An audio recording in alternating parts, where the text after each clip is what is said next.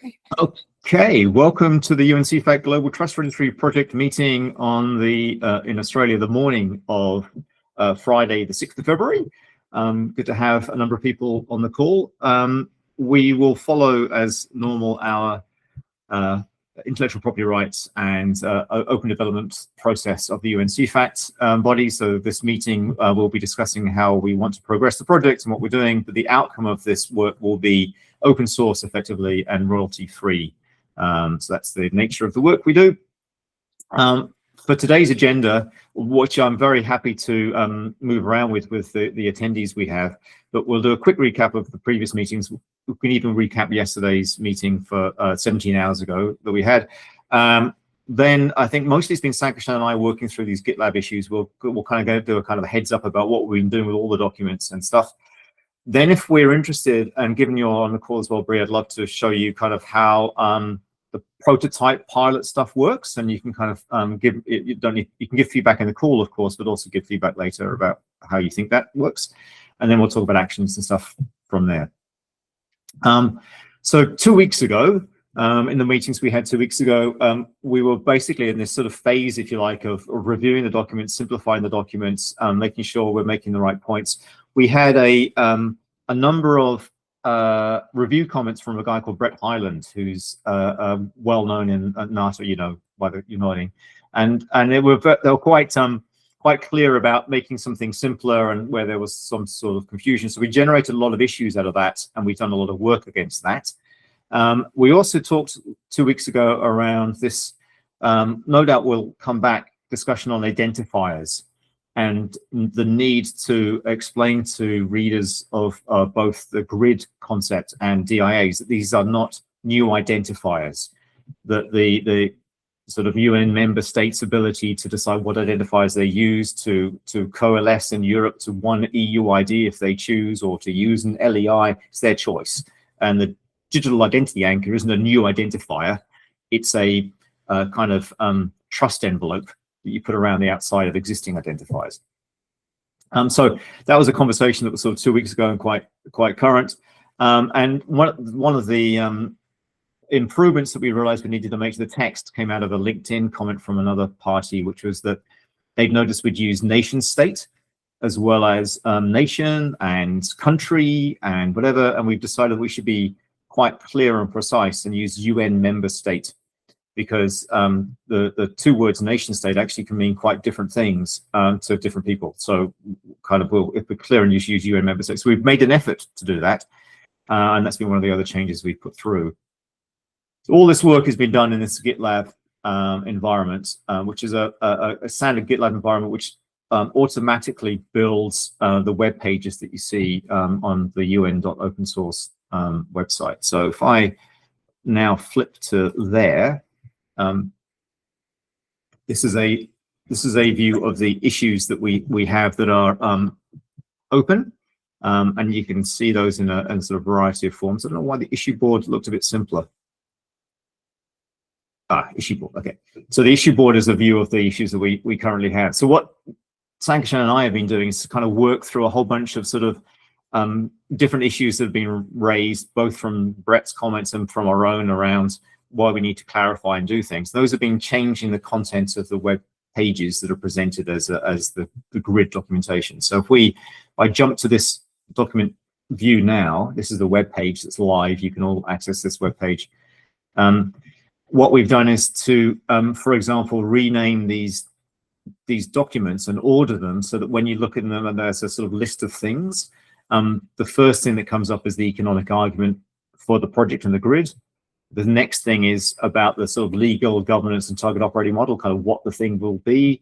The next thing is about the use of the digital identity anchor, and the next thing is about the registrar data scheme and so on. And the reason for that is that the prior order had the registrar data scheme as the second document to read. And it sort of didn't make sense. It was an inherited ordering from when we first drew our little logical model. And so we've changed that quite a lot. And it's really been changing even over the last sort of 17 hours, a bit of mega merge through that sort of renamed and ordered these documents. And they've been significantly simplified as well. So the length of what still actually is a change we need to make still, but this document prefix of 04 probably doesn't need to be there anymore. It is the legal governance and target operating model description. We don't need 04. It's simplified a great deal since the last time, probably either Anne or Bree, you've been looking at them. So we've tried to condense into simpler words and no repetition the concepts that were already in the prior document, and try to sort of make sure that for any reader there's less opportunity for misunderstanding or less opportunity for us to have different descriptions of different parts of the document. So that work will no doubt continue, but that's where we've been working for the last couple of weeks, is on these sort of closing of these issues here and raising other issues. Sankishan, you're on top as well as I am on the current issues. Shall I open the open issues? Do you want to have a chat about where we're at on those things? I think we can do the meta issue that we were using to track Brett's input and kind of show how we have made progress through things. So this is the email text, more or less the email text, nicely formatted, but the email text from Brett that Sankishan took on, and then he created these child issues that we have. So do you want to talk to those, Sankishan? I can. So essentially, we converted the feedback into issues just to ensure that we had some sort of scope bounding created and an acceptance criteria before we. To a large extent, all of this is also slightly performative, so that anyone who's looking at the project can have a clear idea in terms of how we are closing the issue. Our processes are strong and transparent, and that's necessary in this case. So there are certain issues that continue to be open, primarily because between the time we receive feedback from Brett and then a lot of iterations of changes that John has pushed in, Elena has pushed in, some of the topics that he did give us feedback are no longer present. He wanted to have those issues available, use them later as a checklist when you do a final edit pass. So for instance, things like clarify and standardize GTR, DIA relationship across the site. Now, given that John and others are immersed in this, it is sometimes not very obvious to the author that this clarity does not exist. So using this kind of thing as a checklist later on as an editorial pass is something we want to do. And I think we are coming close to a point where we want to sort of freeze down a version of the content repository, do editorial pass, and then build from there again, rather than continuously change a moving target, which is what we have been doing so far.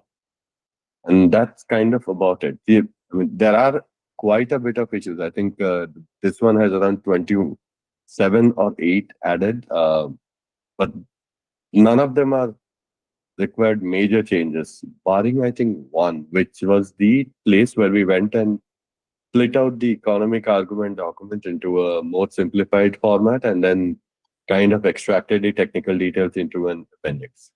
Because one of the feedback items was that it's a mix of, it goes high on technology at some point and then kind of then abstracts it out very quickly and makes reading difficult for.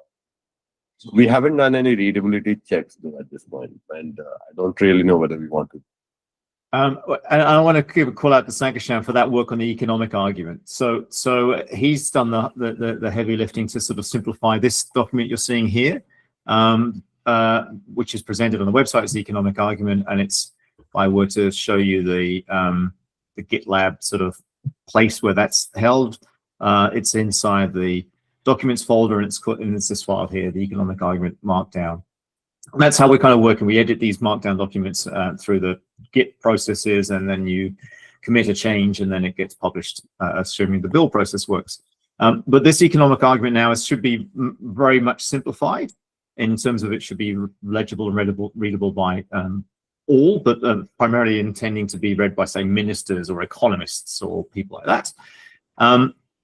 And what Sankishan did also was to sort of pull out a technical reference for the grid and DIA components, and he also created a hypothetical return on investment model for national participation, and we separated out the prior sort of economic argument supporting research. So that's sort of quite a lot of shifting and moving around to make it hopefully clearer for people to understand what we're saying, what we're doing. With Alina yesterday on the call, we went through, we started looking again at the contents of this document here. And overnight, she's come back with some sort of thoughts around things we need to be kind of careful of and make sure we still address. So those might become another issue that we'll make sure is sort of considered through the right process of the Git sort of review process. One of the topics of conversation yesterday was about this sort of back to this eligibility criteria for participants. And we were discussing the sort of decisions we've made and are still sticking to, that nation member states are the sort of primary kind of negotiating bloc, if you like, for the United Nations. That's what they deal with. That's why the United Nations is called the United Nations. The idea is that a UN member state can participate as voluntary and propose their authoritative registrars for things. Now that's interesting when we look at British Columbia, for example, province of Canada. So it becomes an interesting, I guess British Columbia is not a UN member state, but Canada is. Yeah. So it becomes interesting when we say, okay, the registrars that are run by within British Columbia, are they recognized by Canada as the authoritative registrars for companies in British Columbia? Yeah, you're going to get into some interesting conversation. So yeah, I'm curious to know what the thinking is and how you've adopted this. And I've just been scrolling through some of it, and I'm going to point out something right now that I just caught. Yeah. That is the digital identity anchor legal meaning and data structure. Yes. In the 1.1 purpose and scope, your second sentence, you say that it's a verifiable digital attestation anchoring existing national and commercial identifiers and a verifiable credential issued by the registrar. So you use the term registrar, and when I go elsewhere and I look, I see register, ER instead of RA. Yes, deliberate. Okay. Because so in we've been laboring a point, I suppose. So in the glossary, and this actually I think does need to be improved, and it's the description here. We've got a separation of register and registrar, and in extremes we'll sometimes use registry when it helps. So a register is the manifestation of the list that's maintained by a registrar. The registrar is the authority or the person that's responsible for the list, and the register is the list. Okay. And that's why it sounds labored, right? But it's sort of, it becomes important at various times that we're clear about whether we're talking about the authority, the body, the person that does the thing, or the thing. And that's why we use the term, I think it's even in here, the registry is, when we use the word registry, we're typically using a kind of a contraction, a shorthand for both the registrar and the register, because that's sort of the way you use the phrase in an English sentence. Okay. So going back to your inquiry on that, the difference between sub-jurisdiction like provinces versus a federal thing, you're correct. There are certain responsibilities for provinces and territories to maintain a business registry. So like for the province of British Columbia, we have a BC business, our registries. BC Registries is responsible for maintaining the registrar for BC businesses. Yeah. For maintaining and issuing a digital identity anchor. But if your legal background is around member states, that's national. And so you would have to try to link a national attestation or business number to then your provincial, which is interesting because we've been having a lot of conversations with both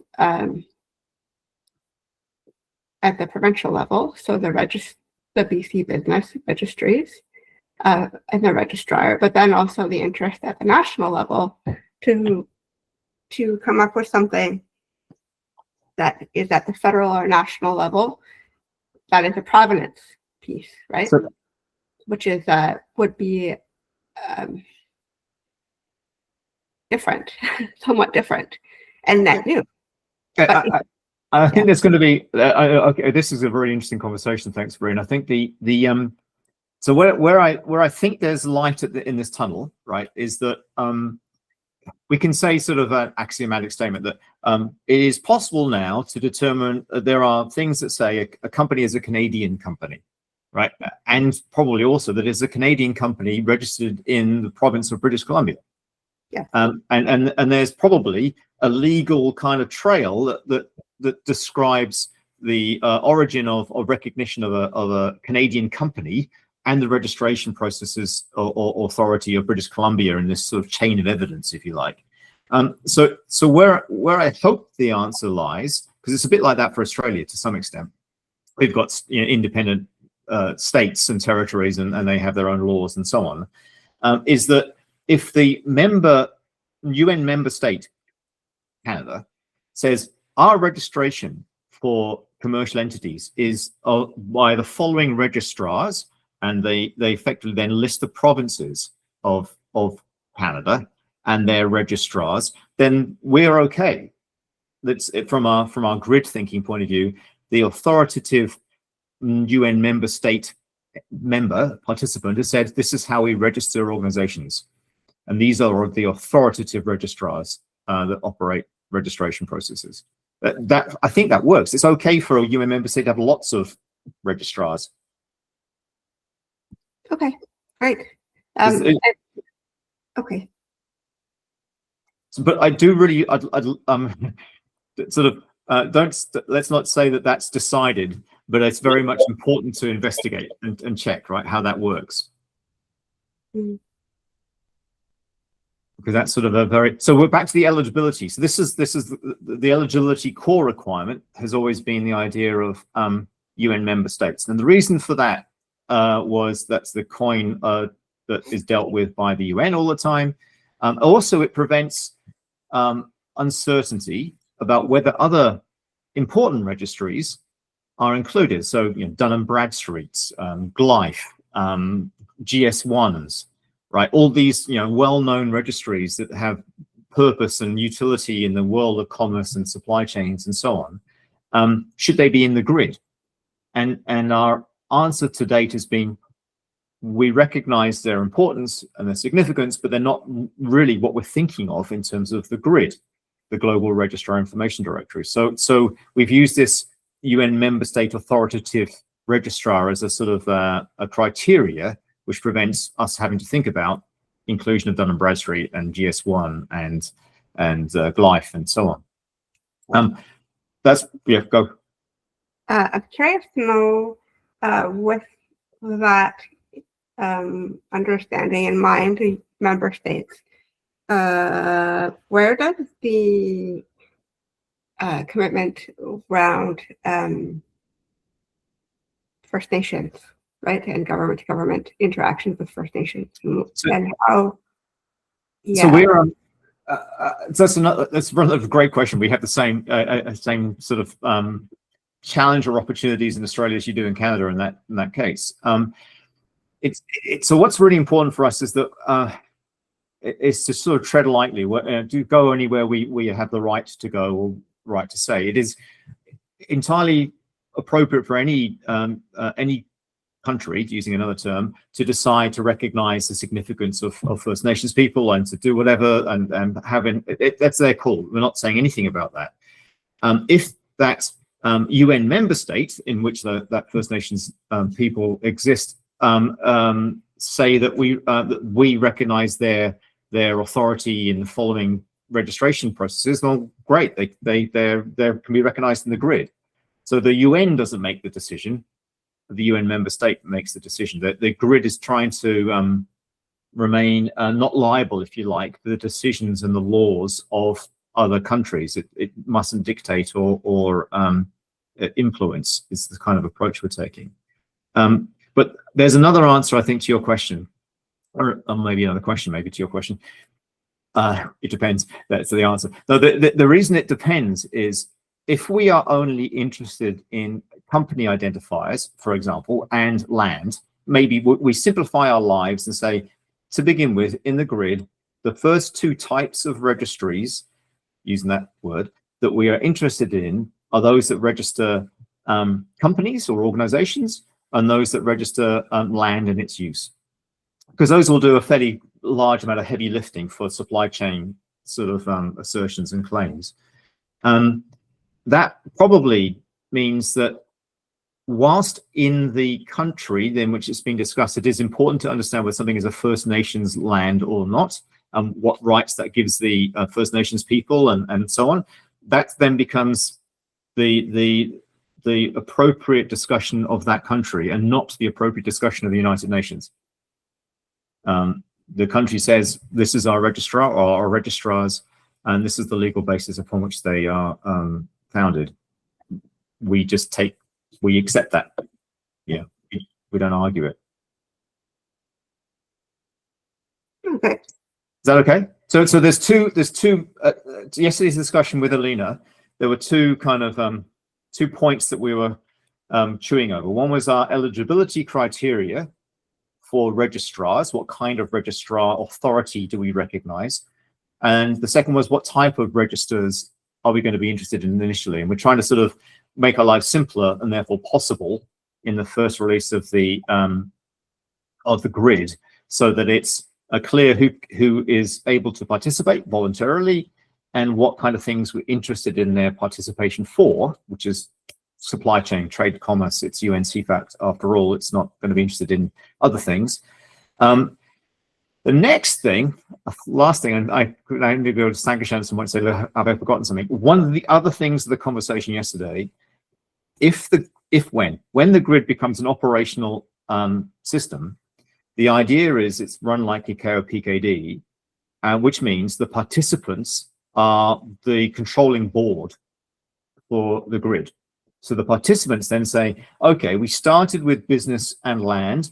We now want to include marine assets or something, right? So the participants decide what the next things are to include into the grid structure, and they start rolling their own, really. They evolves, if you like, from an operational point of view, from the operating model point of view. It decides what it adds next. And we don't have to design that right now. We might suggest it looks likely that you might want to do the following things after those first two, but that's going to be up to you. So that's sort of one thing I think I've looking at this text that you pulled me to, Bree, that I think is important. One of the things that we perhaps need to make clearer is anybody could decide to use the UNTP specification, United Nations Transparency Protocol specification, and issue digital identity anchors. Right? It's an open spec. Anybody can implement a software that does it. The point that we're adding, the grid is adding, is this idea that if you claim to be an authoritative registrar, who says you're authoritative, and are you recognized as such within a thing called the grid? So it's almost like a separation of these two opportunities. So when we talk about DIA, this is a bit like Sankashan saying, have we made it clear the relationship between GTR and DIA? The DIA use we are interested in inside the Global Trust Registry in GRID is its use by an authoritative registrar. Anybody else can use it too. You just won't have that link back into the grid. I see. Okay. Yeah, that sort of, it's a hell of a long explanation, but that's sort of where we got to with that thinking. Is that, Sankashan, anything else from yesterday's conversation that's sort of important to bring forward? No, I think that's sufficient. This point. John, Anne's got her hand up. Sorry, Anne. Patiently waiting. Oh, that's okay. That's good. I just want to add a little bit of something in the case of Canada, though. So it brought up a very interesting point, because in Canada, I believe you could incorporate a company at a provincial level or at a federal level. So obviously, if you incorporated at a provincial level, your company would be listed in the provincial's business registration registry, and if you incorporate at a federal level, you'll be at a federal registry. The tricky thing is the federal business registry may or may not necessarily automatically have your corporations at a provincial level. So that means if we, in the case of Canada only, right, and of course there's some kind of implications and differences between two different levels and all that.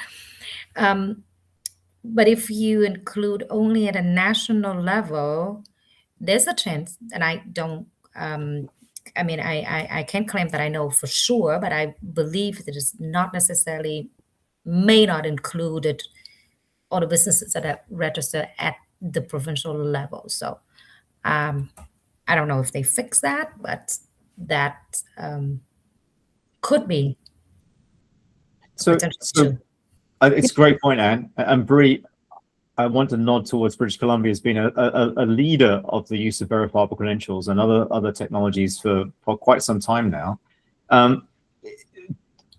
You may need to think about this, but do you think we need to bring in the feds, bring in that federal angle into the discussion as well from a Canadian point of view?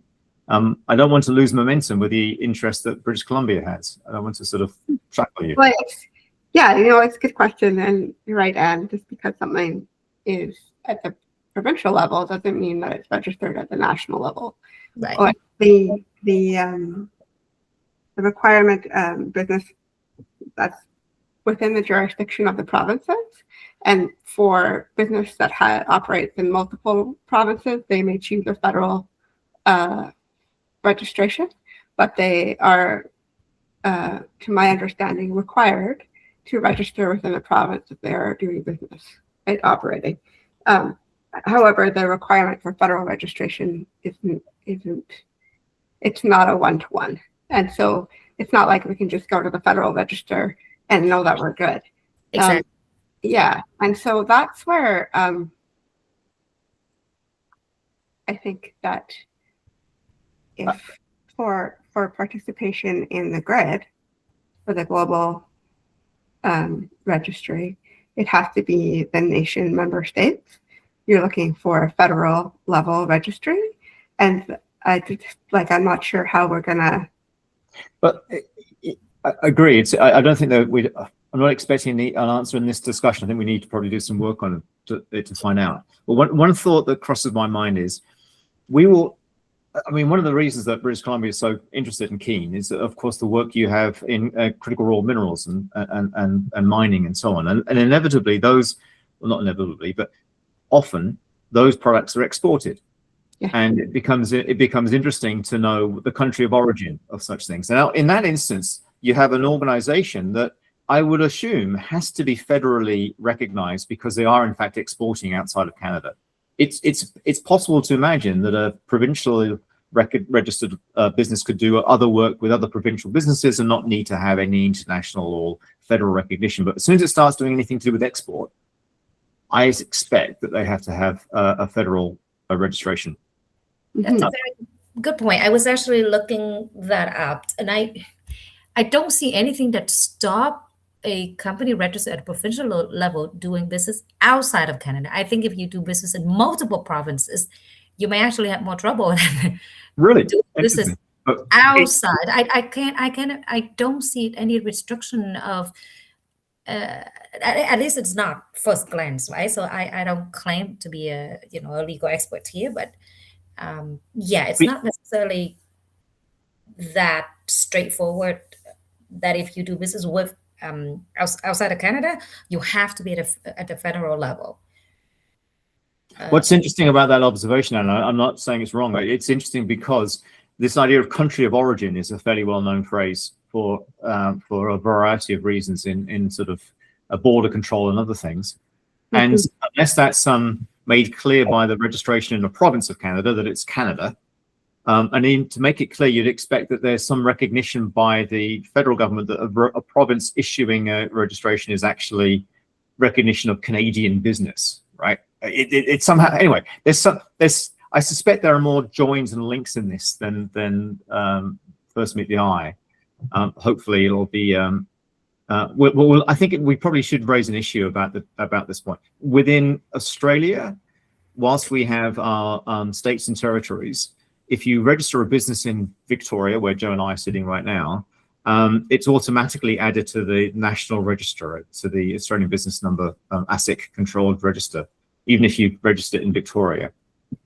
So there's for us it's simpler, at least with that point. I don't think it's as simple with land, though. I think land actually has a bit of mess in it for Australia, and therefore we'd have the same sort of problem to resolve. I think Spain has simplified its processes markedly and is in a better position to sort of one Spain, if you like, kind of discussion on business and land registration. Anyway, a bit of a can of worms, to use an English expression, to resolve or work through. One thing I did yesterday that I wouldn't mind doing again is to show what our thinking was on the pilot. Is that okay? Shall I go to that now to show you what we built for people that want to participate in as pilots, and sort of work through that? I'll do that. Okay, so on the website itself, the web pages. So I'm sticking on the web pages as I'm clicking around here. We've got a sort of preamble that describes what the pilots are about. And the first thing about this sort of structure and approach is that we see them as prototypes. So in other words, we learn from them and we feed back in the learning into how the grid should operate, what it means to use the digital identity anchor, have we got something wrong. So in other words, these aren't expected to be pilots of perfect code that's going to run, and that's exactly how we're doing it. We're expecting to learn from pilots and take the learning and feed it back into the sort of spec and so on. This example, this is the README file, has sort of examples of what might actually happen with a process of pilot actions. So you might want to register as a member of the grid and keep up to date the grid contents that reflect your register and you as a registrar. And you may also wish to issue DIAs and stuff. The grid doesn't know if you issue a DIA. It's not actively part of anything to do with issuing a digital identity anchors. That's the registrar themselves that do that process. What we decided we should do is, this is the logical model for the grid. And what we've done is we kind of very simply built a prototype system that supports it. So the idea is each of these little things here is a registrar, a participant in the pilot, imagine. So this could be in British Columbia, this could be in India, this could be in Australia, this could be in Spain. And the idea is that if we follow our principles correctly, they are independently, sovereign, whatever you want to call it, able to describe the registrars that are authoritative in their domain and the things that they register and how they register them, all that sort of information. And what we have running is what we're calling a harvesting process. So it reads from the data published by these entities, their description of their registrars and registers and how they're signed and so on. It does a cryptographic check to see that the data that it's reading was signed by the authority declared by the UN member state to be the authority for that register. So it does a sort of check of keys, and it then updates the content of a grid, basically a table that says these are the registrars we currently have, and these are what they register, and these are the keys they use, and so on. And all of that was built using the simplest Lego bricks we had around, and the simplest Lego bricks were a Git environments. So we've got GitLab, UNICC hosted GitLab environment, and we've got, obviously you could use other GitLab environments, also GitHub. The basic principle is the idea of a collected set of data, which is managed by the owner, by the pilot runner, which they can then update and effectively commit signing with their keys, and then can be read by another participant to say, okay, they've updated their data. So this then describes why we made these decisions about this resilient harvest model. One of the ideas is that if the grid goes down, nothing else should go down. In other words, the published data maintained by the registrars remains published. It's still accessible. The registrar themselves, their operation isn't affected at all. The only thing that's affected is an inquiry to the grid to say, hey, is this a member of your registry? Is this registrar listed in your list? So if the grid's down, that would be not possible to request, but basically no other operational transaction should be affected by it. And there's a bunch of little decisions that were made about the keys we should use and some other things. But all we're trying to do is replicate the functionality, not dictate the technology that's going to be used for the operational solution. The fact that we're using the GitLab UNICC hosted environment and we're using Git's environments, we've then followed that through to make things work the way we think the pilot should work, but that's not the same as saying this is the operational solution. So this goes into some structures and some other points and describes how the registrars publish markdown files, basically markdown files with readable content at the beginning, and then human readable content, so machine readable content at the beginning, and then human readable content at the end. All this works in the, hopefully when I click this, it will actually still be working in the following ways. This is a live fed document published on the web page of grid participants. I've made up the grid participants. I created fake ones. So we've got Atlantis as a country, Gondal, Ruritania, Genovia, and if you're a fan of fiction and films, you'll recognize some of those made-up countries. And I've given them sort of contacts and names and some other things. And you can see that for the ones that are internal, they're signed. You can see I made a mistake when I updated a content for Genovia, where I didn't sign the update correctly. So it's told me you didn't sign that correctly. And the reason that is I'm running two environments. One's on Linux and one's on a Windows environment. I used the wrong one to update the thing and the key got confused. So it kind of that failure proves it works, that if a participant doesn't sign the update correctly, then the harvester recognizes, oh, that wasn't signed by the right person. I have a question. Go. Can I stop you? Please. So when I go and I look at the DIA spec and I look at the architecture for that, when I see that it goes, once the registrar has issued a signed DIA, they go and they publish public key to the grid. Is that a push? Or is that a pull? Sorry. So so this is looking at the going back to here. So you're looking at this. Were you in this document here, Brie? Yeah. Go Okay. down to the very last step. It looks like a push. So in the process flow, this issue sequence, it looks like the final step is a push to the grid. So But when I listened to you, I heard. Yeah, that's a good pickup, because that's not that stage 7 is an error. It shouldn't be there, because I verbally described something correctly, but this text doesn't show it. That the decision to issue a digital identity anchor, because after all, a registrar hopefully is registering lots of companies or lots of assets of land and being quite dynamic, and we hope will be using DIAs and whatever else they currently do, but it's like an and. But we don't want the grid to keep getting updates saying, oh, we've registered another 50 companies today. We don't know, it's like that's a lot of transactions and a lot of volume. We don't need that. We just need to know what key are you using to sign them.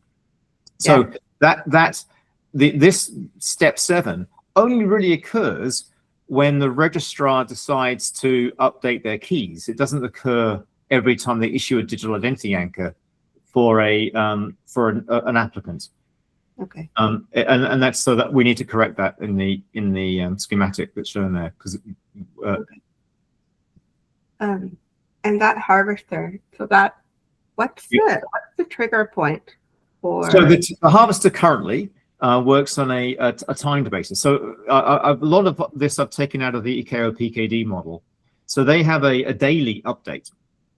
So they update their kind of published list of keys on a daily basis, but they also have exceptions if something goes badly wrong and a country realizes our key has been corrupted and we need to sort of immediately effect. But the interesting thing about EKO PKD is that the process by which things like fake passports or other things are recognized is through an Interpol system, and the process by which the public key updates are done for that, you go through a barrier with your smart passport and do the NFC check thing.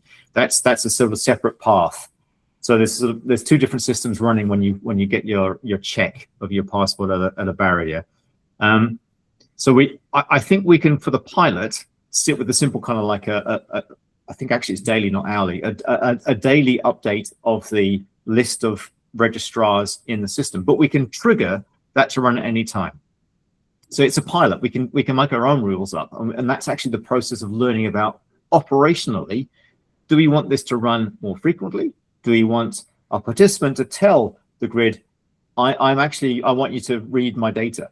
What we don't want to create are dependencies that mean if one falls over, the other falls over, kind of thing. That that makes sense. You want to be in alignment with the spec, yes? Yeah. And so at the moment it's a simple, so that if this process here, this build process is a pipeline schedule. So when we build the site, we actually build the grid table again each time, and it runs every day. Right, next run is in 21 hours, in fact, and we can change that schedule to be every hour. Well, it doesn't cost me any compute time or anything. It's fine. But and for the pilot, if we wanted to at any time, you can say, actually, I want to rebuild the whole site. I've been told that the registrars have done some work, and I now want to run a new pipeline, and I'll just kind of refresh everything, even though the documents haven't changed. The grid has, and we can no doubt separate out these two build processes so that we can just call the grid rebuild and not have to rebuild the website. Oh, actually, that's not quite true, because to see the result of the grid outcome, I've got this document here is a published web page, so it has to go back into the it takes 2 or 3 minutes to rebuild the whole thing. It's not a problem. You guys have done an amazing amount of work. That's awesome. Way to go. Thank you. Like, yeah, incredible. So I want to understand, I'm just trying to catch up, to be honest. So when we say one the root of trust model, one bid per participant being member state. So we expect to have a defined number of member states that would have one like identifier or DID, and then per DID we would have however many registrars, right? Yeah, that's actually talked through in the architecture document. There's a sort of you're not surprisingly, you're very sensitive to this whole thinking about how many keys do we need and what's the DID structure and so on. Right, so there's a sort of pilot architecture decision.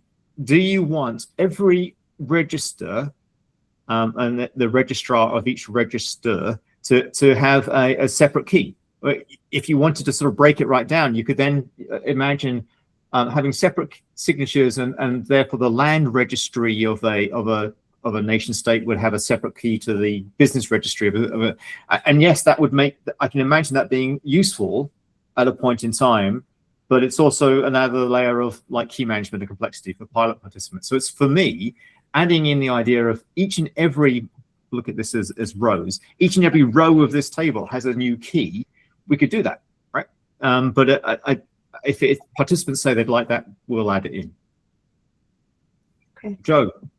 And exactly that's the problem, John, isn't it? I mean, we're trying to reflect, and Brian's got raised this problem about what do we do under nation states. We want to be able to reflect that, but we don't want to create a massive overhead and complexity for us to do that. I mean, the complexity is one of, if we're going to have to delegate someone at the federal level to do this, this is actually worse.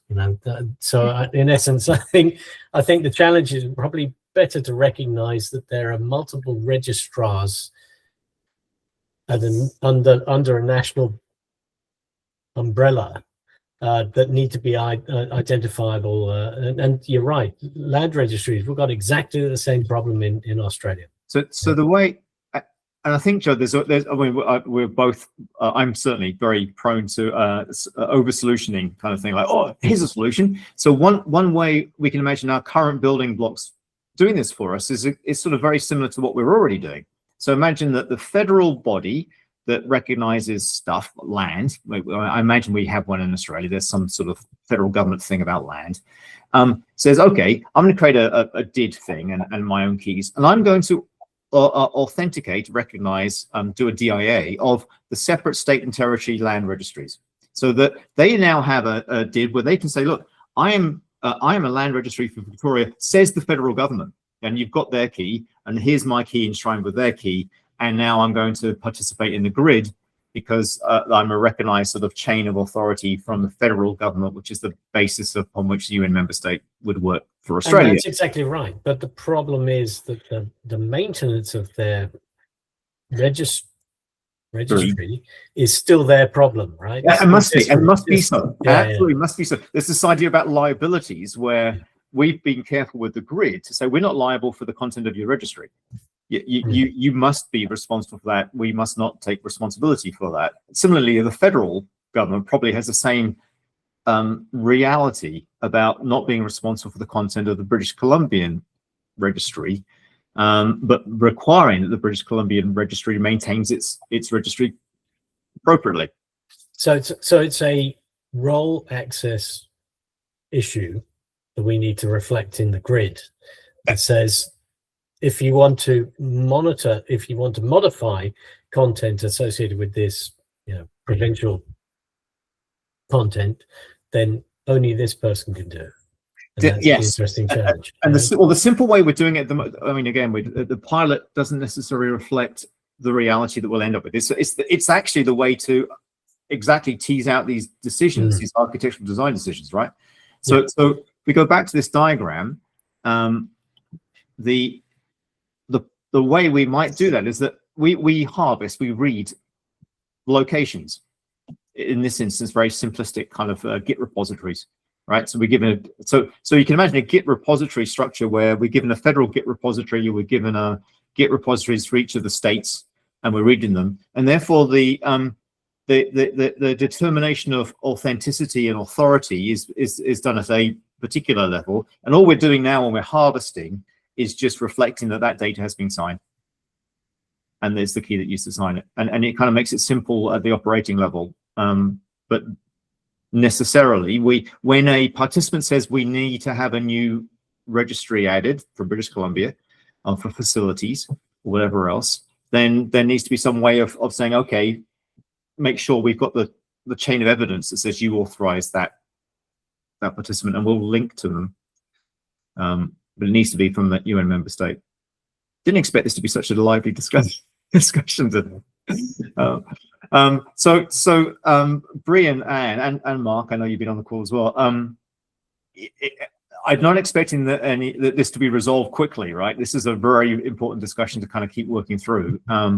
What I love any of you to do is to kind of go through the document and ideas we've got and pull them apart. We've already found, thanks to Bree, that we need to change this particular sequence diagram because it gives it a false impression of what happens immediately after a DIA is issued, and we need to separate out the two processes. I've promised always to keep these things to within an hour, and we are 2 minutes from the end of it. Oh, good questions. Damn, you come up with the FATFA at this time. Fat F is what we call it in the Fat F. I suppose the thin F. It's a very good question, and what we steered clear of, and Mark is well aware of this to the extent where we've had conversations, is that at the moment we're not trying to recognize what we know will need to be recognized later, which is the involvement of individuals in this whole process. The only reason why I throw this in there is I'm just concerned. I'm concerned that most member states just aren't technically ready or there yet. I know for us, it's been a real struggle. So Okay, back to that's another good point, right? So There is I wonder if I So look- understand that you guys want to like chew the elephant one bite at a time, but like how? but some of the elephants are smaller than others, right? Or they're younger, Yeah. and so what we are expecting is that in the grid. So all that's happened is the UN member state. The Comoros Union is a collection of islands off of the coast of Madagascar that's recognized as a separate country. And it has an issue right now to do with a fake registrar declaring that they're registering companies. And it's got a problem. Now, what we would imagine for them is that they're not necessarily digitally advanced yet.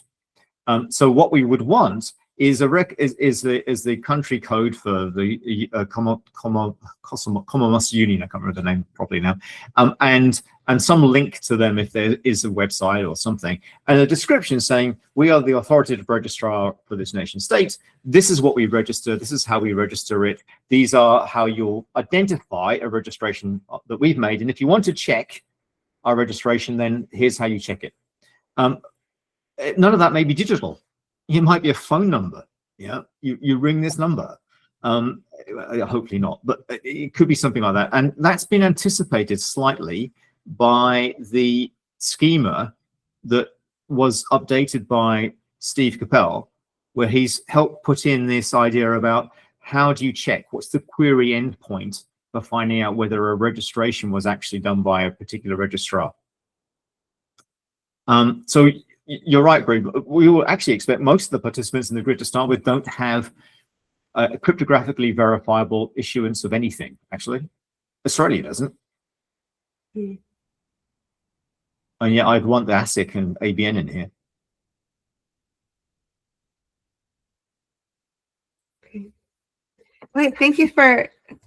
We are at an hour, and I still have like at least 20 questions, but I really appreciate the time. I have limited capacity, but I am really excited by this work. Thank you. Please bring your colleagues in as well. Don't be frightened about out of your daytime working time issuing kind of queries and questions. You've got Slack channels and emails and stuff. We'd love to keep the progress going. Yeah. Okay.